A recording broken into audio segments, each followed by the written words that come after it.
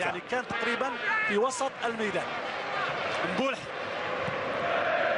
وتشوف هذه اللقطات، تشوف الانتشار تاع الفريق البنين او التشكيله تاعو راهي مبنيه على 4-4-2 واثنين كراس حربه في العمق الدفاع.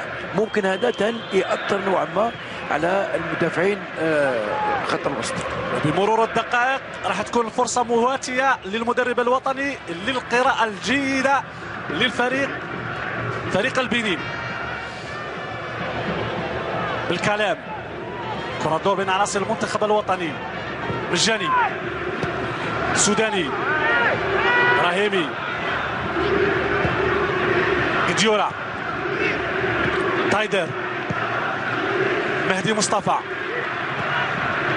بيغولي.